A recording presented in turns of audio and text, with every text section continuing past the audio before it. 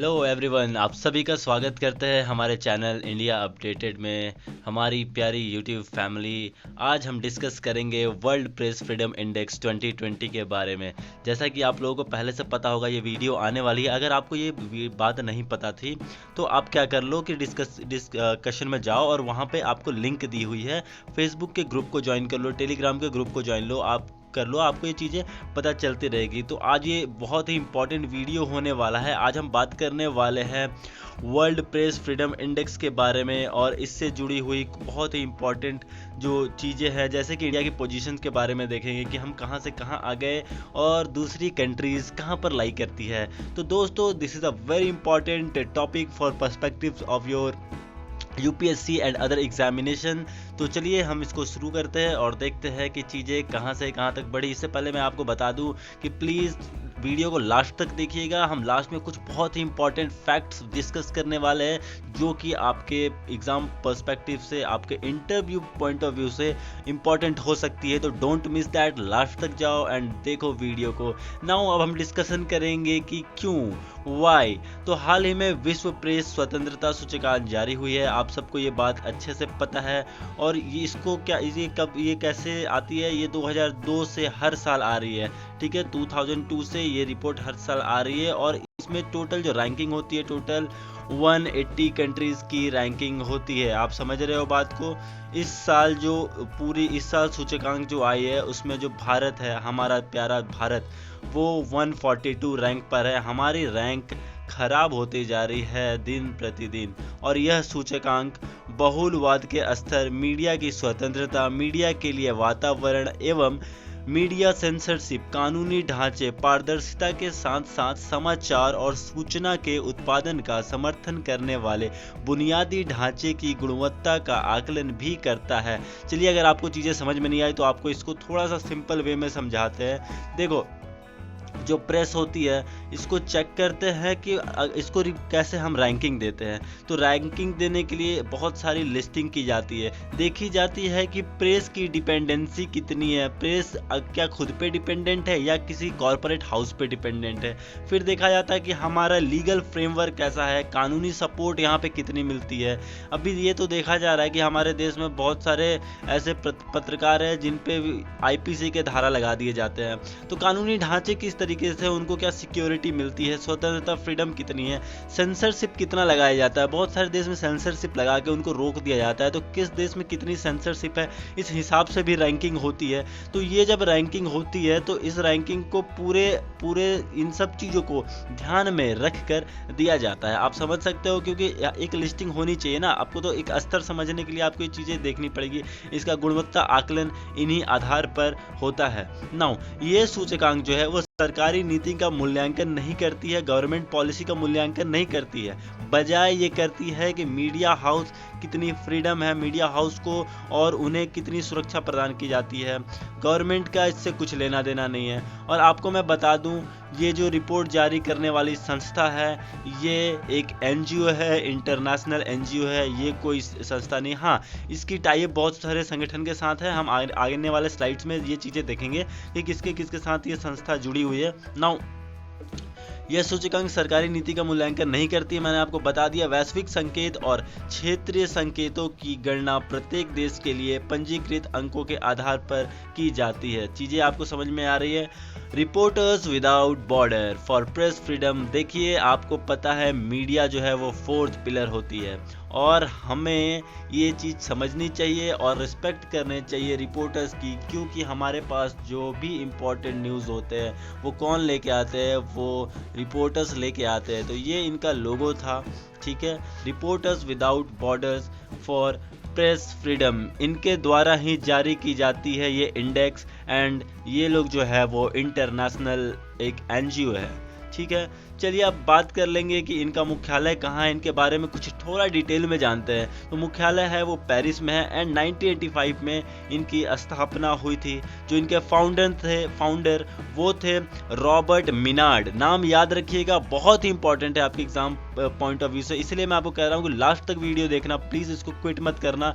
कुछ मिनट आपको इतनी अच्छी इन्फॉर्मेशन दे जाएगा कि आपके किसी भी एग्जाम में, किसी भी इंटरव्यू में ये चीज़ें काम आ जाएगी। प्रेस हमारे लाइफ का एक बहुत इंपॉर्टेंट पार्ट है, सो डोंट मिस दैट। हम अभी बात कर रहे थे मुख्यालय की, पेरिस में है, स्थापना 1985 में हुई और इसके फाउंडर जो है वो है रॉबर्ट मिनार्ड। यह अंतर्राष्ट्रीय गैर सरकारी गैर लाभकारी मतलब ये एनपीओ है, मतलब आपका profit organisation, non profit organisation है, एंड एनजीओ है, नॉन गवर्नमेंट ऑर्गेनाइजेशन है। ये बहुत सारी ऐसी एजेंसीज है जिनके साथ ये जुड़ी हुई है। पहले तो संयुक्त राष्ट्र के जो यूनेस्को है उससे जुड़ी हुई है, यूरोपीय परिषद, आप जिसे यूरोपियन यूनियन कहते हैं। बाहर बहुत जोर की बारिश हो रही है एंड प्लीज़ आप सबसे यही रिक्वेस्ट करूंगा कि आप भी इस वीडियो को और हमारे जो हमारा एफर्ट है आपको सपोर्ट करने के लिए उस पर लाइक की बारिश कर दो, हमारे अपने प्यार की बारिश कर दो, और इस वीडियो को अपने दोस्तों के साथ शेयर करना मत भूलना, and please subscribe our channel now. अब हम बात कर रहे थे कि ये किससे जुड़ी हुई है, तो यूनेस्को से जुड़ी हुई है, ये यूरोपियन यूनियन से जुड़ी हुई है, ये फ्रांकोफोनी अंतर्राष्ट्रीय संगठन है, एंड मानव अधिकार से भी, ह्यूमन राइट से भी जुड़ी हुई है। देखिए ह्यूमन राइट और प्रेस का बहुत गहरा रिलेशन है। मानव अधिकार में अगर ह्यूमन राइट्स अगर कहीं नहीं है तो मानव अधिकार उसके बिना आप समझ सकते हो कुछ नहीं है। तो प्रेस उसको ऊपर लेके आती है, और मानव अधिकार, this is very important, human right is very deeply related with press. ठीक है, तो कभी भी आप अगर प्रेस की बात करें तो मानवाधिकार की बात करना मत भूलना, एंड कभी भी अगर मानवाधिकार यानी ह्यूमन राइट्स की बात करें तो प्रेस की बात करना मत भूलना। आपके इंटरव्यूज के लिए बहुत ही इंपॉर्टेंट टिप्स मैंने आपको दे दी। अब हम बात कर लेते हैं कि आखिर हमारा प्यारा देश कहाँ आज खड़ा है और क्यों खड़ा है, उस पर भी बात करेंगे। बहुत ही इंपॉर्टेंट है आपके एग्जाम के लिए, आपके इंटरव्यू के लिए, आपकी ओवरऑल पर्सनालिटी एंड अंडरस्टैंडिंग के लिए। तो प्लीज़ आप लास्ट तक वीडियो देखो। एंड चलिए बात करते हैं इंडिया की पोजीशन के बारे में। तो ये 2020 का जो डेटा यूज़ किया गया है, 2020 का डेटा एक्चुअली ये डिपेंड करता है 2019 के परफॉर्मेंस पे। ये डेटा 2020 का आया नहीं है। आपको पता है कि अभी कोरोना वायरस का अभी जो भी आउटब्रेक फैला है, इसके वजह से मीडिया के रैंकिंग पे भी असर पड़ेगी डिफरेंट कंट्रीज। जैसे कि आप समझ सकते हो कि कहा जा रहा है कि चाइना ने अपनी चीज़ें छुपाई है, तो चलिए चाइना की बात नहीं करेंगे, चाइना की पोजीशन आने वाले सालों में शायद गिर सकती है। लेकिन अभी हम बात कर रहे थे इंडिया की, तो 2020 में हमारी जो रैंकिंग आउट ऑफ 180 कंट्री मिली है वो है 142। तो चलिए 142, तो हमने ये चीज़ें तो हमने देख ली। बहुत जोर की बारिश हो रही है दोस्तों, पता नहीं ये मौसम ऐसे होते रहते हैं। चलिए अभी गर्मियों के दिन में वैसे बारिश होनी नहीं चाहिए, इसका बहुत ही बुरा इम्पैक्ट पड़ने वाला है हमारे एग्रीकल्चर एंड ओवरऑल प्रोडक्शन पे। ऐसा भी इकोनॉमिक लॉकडाउन की वजह से इकोनॉमिक स्लो डाउन तो आने ही आने हैं, बट अब गॉड नोज क्या होने वाला है। नाउ जो चीज़ हो रही है उसको होने दिए, दिस नेचुरल फेनोमेना। हम बात कर रहे थे कि यहाँ पे हमारी रैंकिंग क्या है। तो 2020 में हम 142 पे थे। आप अगर 2018 में देखोगे तो 138, 2039, 140, 142, दिन प्रतिदिन हमारी रैंकिंग जो है वो गिरते जा रही है एंड गिरते जा रही है। आखिर ऐसा क्यों, ये सोचने वाली बात है। 2018 तक ये चीज़ें देखी गई थी कि किसी पत्रकार की अभी तक वहाँ यहाँ पे डेथ नहीं हुई थी, लेकिन इसके बाद ये डेथ्स देखने को मिली है।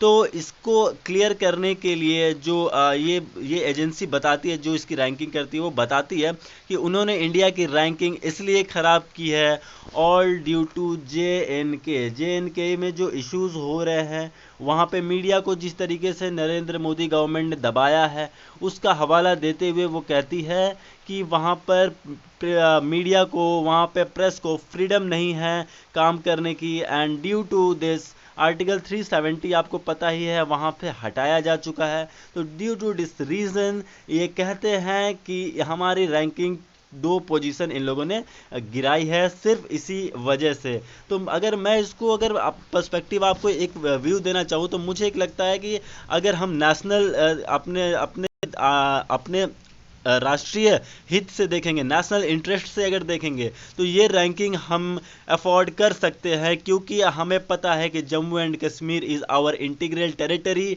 और इससे कॉम्प्रोमाइज़ हम नहीं कर सकते। नाउ अगर रैंकिंग में खराबी आई है तो ये ओवरऑल कंट्री में भी कहीं ना कहीं, मैंने आपको बताया सेंसरशिप कितनी डिपेंडेंस है, पार्शियलिटी कितनी होती है, यहाँ पे लीगल फ्रेमवर्क कैसे है, बहुत सारी चीज़ें हैं। तो अगर इन सब चीज़ को हम सुधारेंगे तो हमारी रैंकिंग डेफिनेटली अच्छी होगी। नाउ कश्मीर कश्मीर का मुद्दा तो हम नहीं कह सकते क्योंकि वहाँ पे अलग पोजीशन है। मैं आपको एक व्यू दे रहा था कि वहाँ पे हमारा नेशनल इंटरेस्ट है। नाउ अगर ह्यूमन राइट्स की बात करें तो मीडिया को वहाँ पे गवर्नमेंट अलाउ करती है, बट आपको पता है हमारी कंट्री की मीडिया टीआरपी बटोरने के लिए बहुत ही अधिक विस्फोटक आप कह सकते हो न्यूज़ लाती है, तो उसको रोकने के लिए वहाँ पे बहुत कम मीडिया को भेजा जाता है। बट मीडिया जो जाती है वो रिस्पॉन्सिबल मीडिया जाती है, वहाँ पे पीआईबी जाती है, एएनआई की टीम जाती है और वो वहाँ से रिपोर्टिंग करते हैं। तो हमें घबराने की बात नहीं है कि हमारी रैंकिंग ख़राब हो रही है, कि हाँ इस वक्त हमें अपना नेशनल इंटरेस्ट भी थोड़ा देखना है। तो नाउ रैंकिंग इस थोड़ा सा यहाँ पे इम्पैक्ट कर रही है। 2018 में हम 138 पे थे, 140 एंड 142, लेकिन इसकी रैंकिंग सुधरने की संभावना है। गवर्नमेंट कुछ ना कुछ तो ज़रूर करेगी। हमने इंडिया का पोजीशन देखा, नाउ अब हम देखेंगे वर्ल्ड के कुछ इंपॉर्टेंट पोजीशन। आप इस लिस्ट को थोड़ा सा ध्यान से देखना। नाउ टॉप 10 कंट्रीज जो है वो देखेंगे और आपको थोड़ा सा अजीब तो ज़रूर लगेगा। अगेन आप नाम सुनोगे नॉर्वे का, Finland, Denmark, Sweden and Netherlands, ठीक है। तो पहले रैंक पे है जी हमारे नॉर्वे एंड फिर है फिनलैंड। ये सारी कंट्रीज हमेशा आप किसी भी रैंकिंग में देखोगे ये अच्छा परफॉर्म करती है, और इस रैंकिंग में भी नॉर्वे नंबर 1 पर है, फिनलैंड नंबर 2 पर है, डेनमार्क का रैंक फिर से 3 है, बहुत सारी जगहों पे सेकेंड एंड फर्स्ट भी है। Now Sweden and Netherlands 4th और 5th नंबर पे है। अब फटाफट डिस्कस कर लेते हैं इसके बाद की कंट्रीज की। 6th में है जमाइका। आपके पास यहाँ पे बहुत सुंदर सुंदर मैप लगा दिए गए हैं, आप यहाँ पे देख सकते हो। यहाँ पे सिंगापुर, जर्मनी, स्विट्जरलैंड, हांगकांग दिखाया गया है चीज़ें कहाँ पर है। और यहाँ पे आप साउथ अमेरिका के ऊपर के कुछ कंट्रीज़ को भी देख सकते हो जो कि बहुत ही इंपॉर्टेंट छोटे छोटे आइलैंड्स हैं, तो इन सब को भी देखना आपको ज़रूरी है। इन सब की रैंकिंग्स यहाँ पे मैं आपको दिखाऊंगा। कोस्टारिका को आप देखो, एंड उसके बाद स्विट्जरलैंड 8 नंबर पे है, कोस्टारिका इज़ ऑन 7, न्यूजीलैंड जो है वो 9th नंबर पे है, एंड 10th नंबर पे है हमारा पोर्टुगल आप यहाँ पे देख सकते हो। लिस्बॉन पोर्टुगल की कैपिटल है, याद रखना। और आगे देखेंगे, आगे हम बॉटम 5 कंट्रीज देखें किस देशों ने बहुत ही खराब परफॉर्मेंस किया है। तो इसमें जो सबसे नीचे से हम शुरुआत करेंगे वो है नॉर्थ कोरिया। आपको पता है किंग जोंग कैसे वहाँ पे बहुत ज़्यादा दबा के रखा जाता है, तो ये तो बहुत ऑब्वियस सी बात थी वहाँ नहीं। नाउ तुर्कमेनिस्तान की भी हालत बहुत ख़राब है। तुर्कमेनिस्तान में वहाँ पे मीडिया को दबा के रखा जाता है और मीडिया को इतनी फ्रीडम नहीं है कि वो कोई भी गवर्नमेंट पॉलिसी को क्रिटिसाइज़ करे और उन पर बात कर सके। नाउ एरिट्रिया की भी पोजीशन, इसमें अगर सबसे देखने वाली बात है तो वो आता है हमारा दोस्त चाइना आखिर इस इतने नीचे तक में कर क्या रहा है। 177 पोजीशन है। चलिए, नॉर्थ कोरिया को 180 मिला था, तुर्कमेनिस्तान को 179 एंड इरिट्रिया को दिया 178। 177 पे चाइना पे आपको पता है कि वहाँ पे भी प्रेस को फ्रीडम नहीं मिलती, तो एक तो यहाँ पे इनको आना है। और मुझे लगता है कि आने वाले दिन में ड्यू टू कोरोना वायरस के पेशेंट्स के डेथ को छुपाने के वजह से और भी बहुत सारी वजह है, उसके वजह से चाइना की रैंकिंग यहाँ पे ख़राब होने वाली है। नाउ 176 पर है जिबूती आइलैंड्स, राइट। तो ये कुछ इंपॉर्टेंट रैंकिंग थी वर्ल्ड की।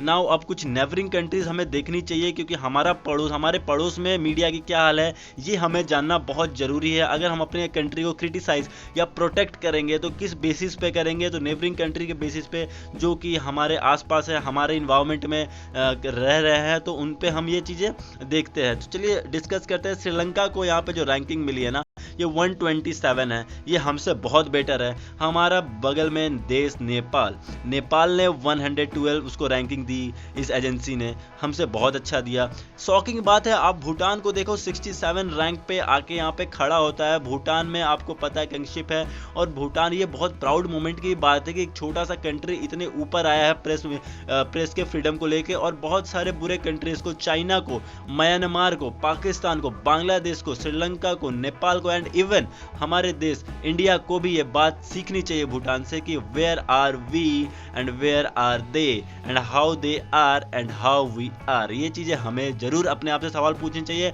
नाउ म्यांमार की बात करें 139 रैंक पर है। चाइना ऑफ कोर्स अभी अब हमने डिस्कस किया था 177 बहुत ही बुरी हालात में है चाइना पे, एंड बांग्लादेश 151, पाकिस्तान 145। पाकिस्तान की रैंकिंग भी खराब है, लेकिन एक बात आप यहाँ पे देख लो, बहुत ज़्यादा ही खराब नहीं है, हमसे थोड़ी सी खराब है। तो क्या हम पाकिस्तान के आसपास कहीं भी आते हैं क्या? ये रैंकिंग थोड़ी सी मेरे समझ के बाहर है। चलिए कोई बात नहीं, अगर ये रैंकिंग उसने दी है तो मैं उस पर सवाल नहीं उठाता, बट ये हमें अपने अंदर सोचनी चाहिए कि हमें कैसे परफॉर्म करना है। नाउ मिडिल ईस्ट के कुछ कंट्रीज की बात करेंगे, क्योंकि इस वक्त में बहुत ज़्यादा वहाँ पे आप कह सकते हो जब से आईएस का वहाँ पे उभार हुआ है, वहाँ पे हमें ये चीज़ें देखने को मिली है कि मीडिया को दबाया गया है। वहाँ के कुछ इंपॉर्टेंट कंट्रीज की रैंकिंग देखते हैं।